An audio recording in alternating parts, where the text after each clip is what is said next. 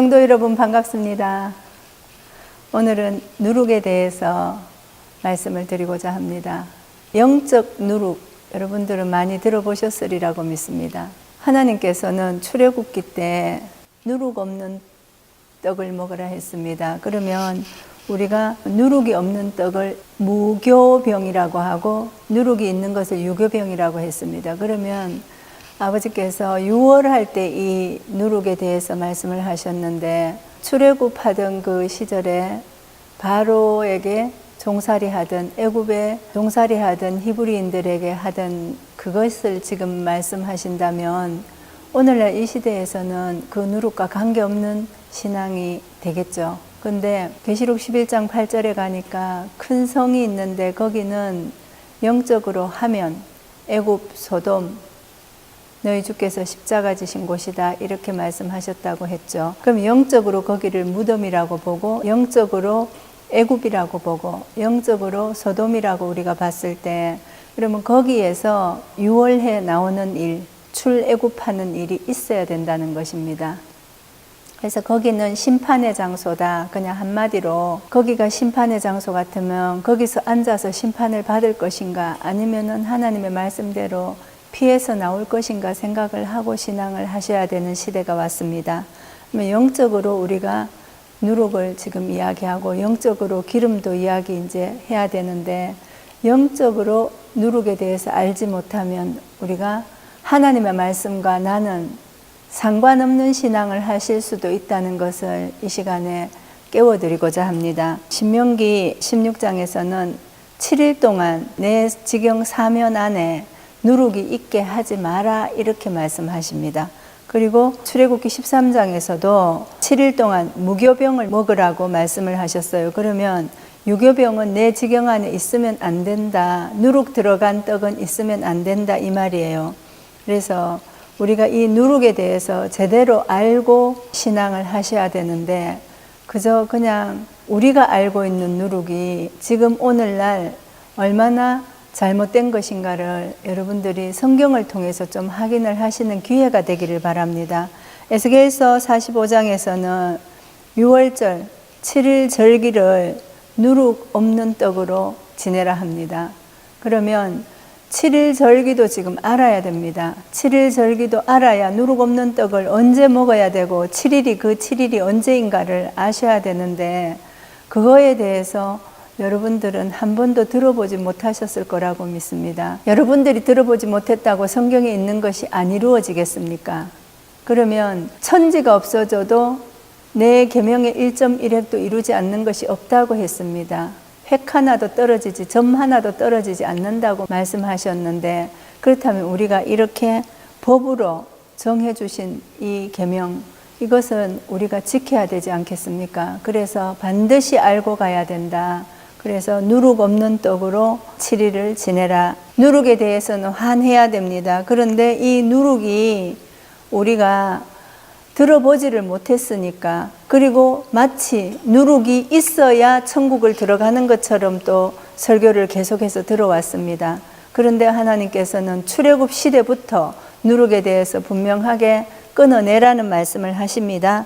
근데 마태복음에 와서 보니까 떡의 누룩에 대해서 말씀하시는 것이 아니고 바리새인과 사두개인들의 교훈, 그것에 대해서 예수님께서 경계를 시킵니다. 그러면 마가복음에서도 바리새인과 헤롯의 누룩을 주의하라고 말씀하셨죠. 그러면 이것이 무슨 뜻인지를 알아야 주의를 하든지 뭐 그것을 버리든지 할 거 아니에요?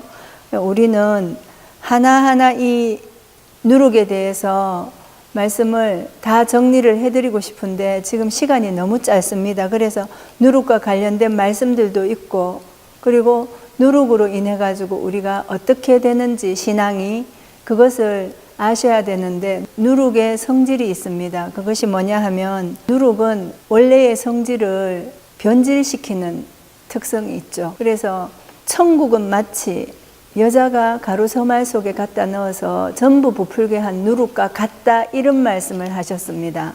그러면 그 천국이 전부 부풀게 한 누룩과 같다 그러면은 천국이 누룩이다, 이렇게 얘기를 하시면 안 되고, 비유 아닙니까? 그러면 누룩이 들어가서 막 부풀게 해서 그것이 성하게 되는 거, 흥하게 되는 거, 이것을 마치 천국은 누룩이 들어가서 부풀게 되는 것과 같다. 그러면 작은 것에서 내 시작은 미약하나 내 나중은 심히 창대하리라 하는 그 작은 것에서부터 천국은 시작된다는 것을 여러분들이 아셔야 됩니다. 우리가 사도 바울의 예를 들면 내가 그리스도를 얻기 위해서 배설물로 여기고 모든 것을 잃어버렸다 이렇게 말씀을 하셨어요.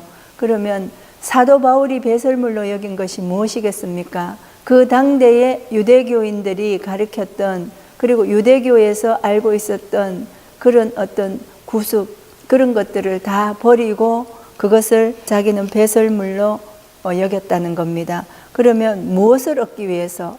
예수 그리스도를 얻기 위해서 그렇게 했다는 거예요. 그러면 오늘날 우리가 누룩을 가지고 있으면은 왜 안 되는지, 서기관과 바리새인들 그리고 헤롯의 누룩을 주의하라고 예수님께서 직접 12사도에게 당부를 하셨습니다. 그러면 그렇게 주의하라고 한 것이 서기관과 바리새인들의 교훈이다 이렇게 말씀을 하셨어요.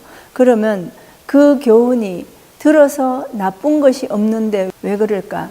그것을 생각하는 신앙을 하시라고 지금 이 말씀을 드립니다. 그리고 고린도전서 5장에서는 누룩을 버리라 그래요. 누룩을 버리라 그러는데 괴악하고 악독한 누룩이 있대요. 그런데 그것을 버리고 우리는 순전하고 진실함으로 누룩 없는 떡으로 신앙을 하랍니다. 그러면 우리는 이제 말씀을 이만큼 들었으면 어떤 말씀을 듣고 어떤 말씀을 듣지 말아야 되는지 여러분들이 생각을 하시게 될 거예요. 마지막 때가 된 말세 세상 끝날 이렇게 말을 하죠. 그때는 반드시 누룩 없는 떡으로 제사를 드려야 됩니다. 예배를 드려야 된다 이 말씀을 드립니다. 그리고 출애굽기 12장에서도 이 7일을 이야기하면서 첫날부터 누룩 없는 떡으로 제사를 지내라 그랬으면 이제는 유교병을 먹는 시대가 아니고 무교병을 먹는 시대가 되었다. 그 무교병이 반죽해서 번철에다 기름을 두르고 굽는 떡이죠. 그래서 거기에는 절대 누룩이 들어가면 안 됩니다. 누룩이 들어가면 안 되고 그 누룩으로 인해서 우리가 처음 난 것까지 하나님은 걷어가신다는 것을 아셔야 됩니다. 그래서 우리가 이것은 누룩으로 제사할 때가 있습니다. 그러나 아버지께서 때와 기한이 차면 이제 그때부터는 7일 동안 내 사방 지경 안에는 누룩이 없게 하라 했습니다. 첫날부터. 이것이 무엇인지 제 설교를 들으시면서 다 이해를 하실 줄로 믿습니다. 그래서 누룩이 있어야 되는 것처럼 설교를 한다면 아직까지 그 누룩에 대해서 이해를 잘 못하신 겁니다. 우리가 스스로 내게 있는 누룩들을 다 버리시고 잠언서는 뭐라 하냐면 지식의 말씀에서 떠나게 하는 교훈은 듣지 말라고 합니다. 그러면 지식의 말씀에서 떠나게 하는 교훈이라면 하나님과 그 아들 보내신 자 예수 그리스도를 온전히 아는 것이 참 지식입니다. 이름만 부른다고 아는 것이 아니고, 그래서 마지막 때는 반드시 누룩 없는 떡으로 제사를 드려라. 그리고 우리는 그 누룩과 이 기름, 다음 시간에는 기름에 대해서 말씀을 나누고자 합니다. 그래서 이 누룩 없는 떡으로 제사를 드리라는 것이 어떤 의미인지, 누룩이 온 덩이에 퍼지면은 그것이 원래 신앙과는 변질된 신앙을 하게 돼 있다. 이 뜻을 말씀을 드리면서 다음 시간에 뵙겠습니다.